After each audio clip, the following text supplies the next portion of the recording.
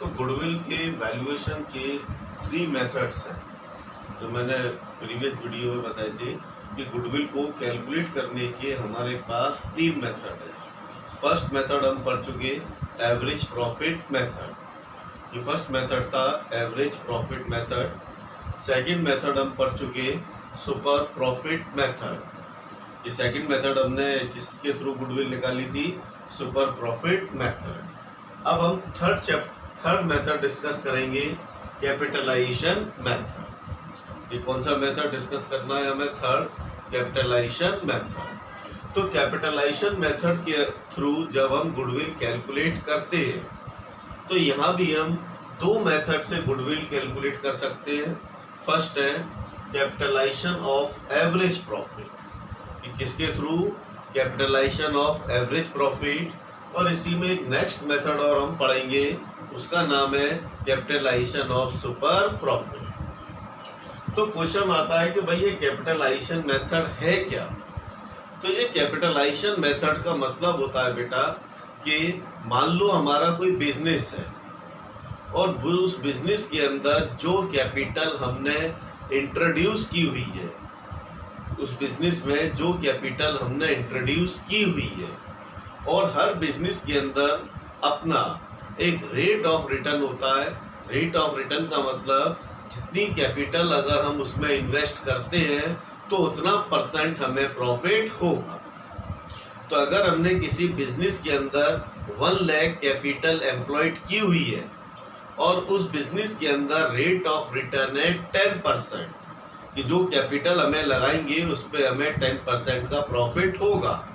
तो 10% के प्रॉफिट के अकॉर्डिंग कितनी हमें पास आनी चाहिए प्रॉफिट, 10,000। तो यहाँ पर इसका मतलब ये हुआ कि 10,000 प्रॉफिट अर्न करने के लिए हमें 1 लाख कैपिटल की रिक्वायरमेंट होगी। ठीक, तो यहाँ पर हम एवरेज प्रॉफिट का मतलब है जो प्रॉफिट एक्चुअल में फर्म अर्न कर रही है, उस प्रॉफिट को अर्न करने के लिए हमें कितनी कैपिटल बिजनेस के अंदर रिक्वायर होगी, ये कैपिटलाइज वैल्यू कहलाती है। कि इतना प्रॉफिट हमें अर्न करना है, इतना % अगर हमें प्रॉफिट है तो उसके हिसाब से हमारे बिजनेस के अंदर कितनी कैपिटल होनी चाहिए, यही कैपिटलाइज वैल्यू होता है।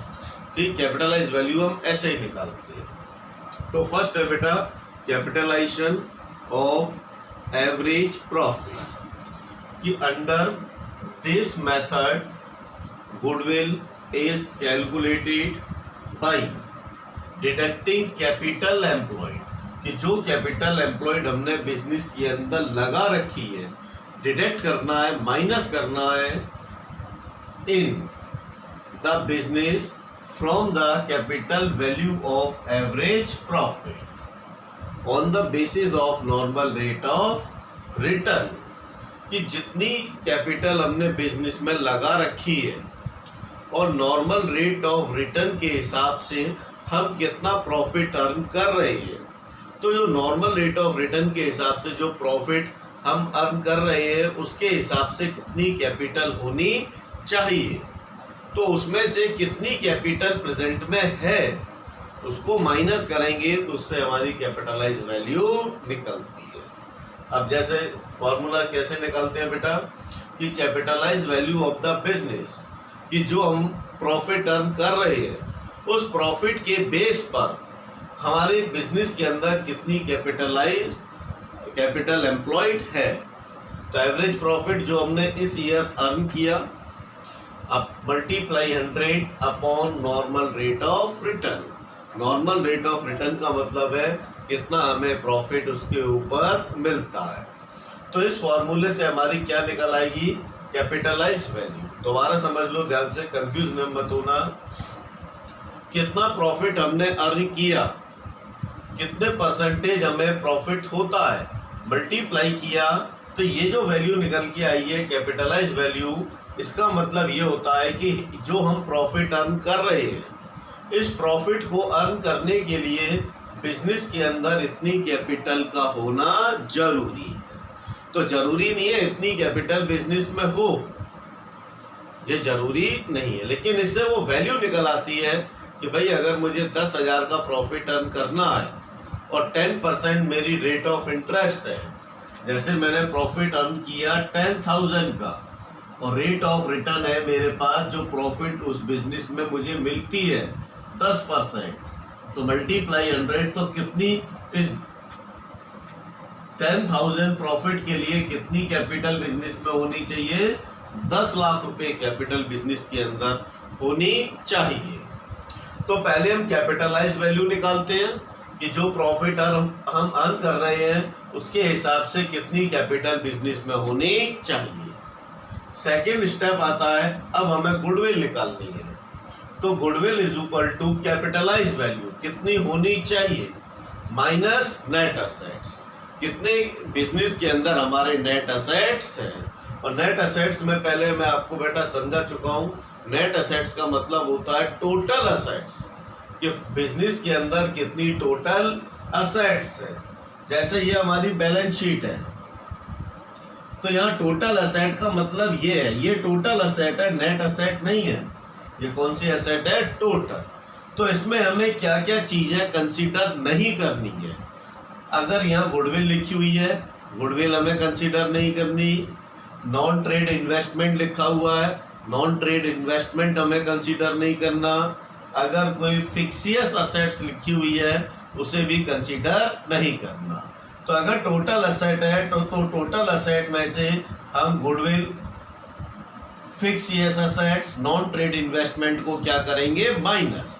तो वो क्या बन जाएगी? नेट असेट्स बन जाएगी। तो अगर क्वेश्चन में टोटल असेट्स दिया हुआ है और तीनों में से कोई भी चीज आपको गिवन है, तो पहले आप टोटल असेट्स से माइनस करोगे तो वो चेंज हो जाएगी नेट असेट्स के अंदर।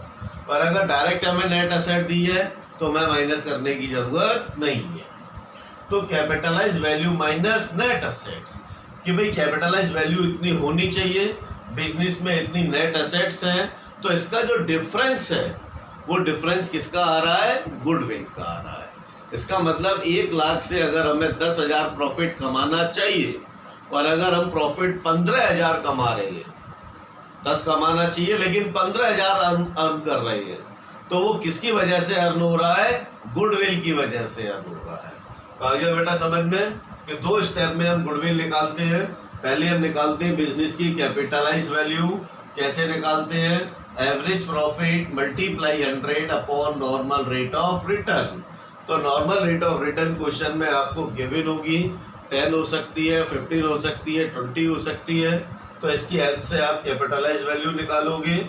फिर इसके बाद आपको गुडविल निकालनी है। तो goodwill is equal to capitalise value minus net assets. आ गया समझ में? अब मैं एक एग्जांपल करके दिखाता हूं आप लोगों को। जैसे एग्जांपल है कि ए फर्म अर्न 60,000 एज प्रॉफिट। एक फर्म को 60,000 का प्रॉफिट अर्न हुआ। The normal rate of return being 10%, और उस फर्म को, उस बिजनेस को नॉर्मल रिटर्न जो मिलते हैं वो कितने मिलते हैं? 10%। Asset of the firm are 720। Firm के अंदर कितनी असेट्स हैं? 7,20,000 एंड लायबिलिटीज 2,40,000। तो ये हमें कहीं भी क्वेश्चन में मेंशन नहीं किया है कि ये टोटल है या नेट है, तो हम इसको नेट कंसीडर करेंगे। And liabilities 2,40,000। Find the value of goodwill by capitalization of average profit method. तो हमें क्या कैलकुलेट करनी है? गुडविल। तो बेटा वही 2 स्टेप हमारे पास है, उन्हीं की मदद से हम गुडविल को कैलकुलेट करेंगे। तो सबसे पहले हमें क्या निकालना है? कैपिटलाइज वैल्यू निकालनी है। तो कैपिटलाइज वैल्यू आप कैसे निकालोगे?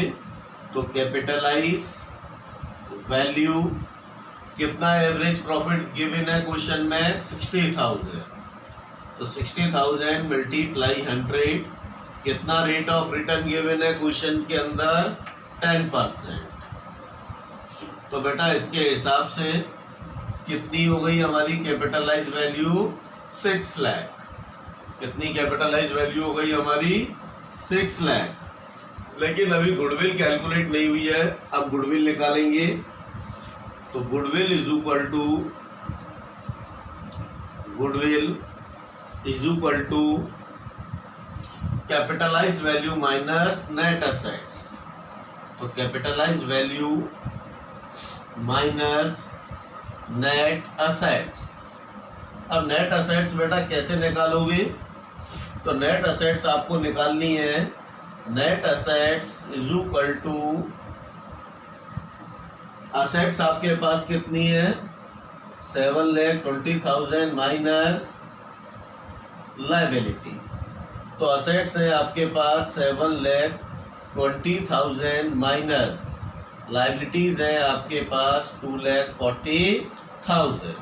तो यह नेट असेट्स आ गई 4,80,000। कितनी नेट असेट्स आ गई 4,80,000। तो capitalise value minus net asset, तो कैपिटलाइज वैल्यू बेटा हमने निकाली 6 लाख।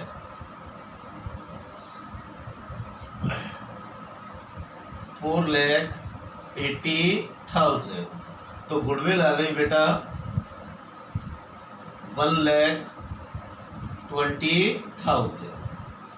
आ गया समझ में? ठीक, बंद कर।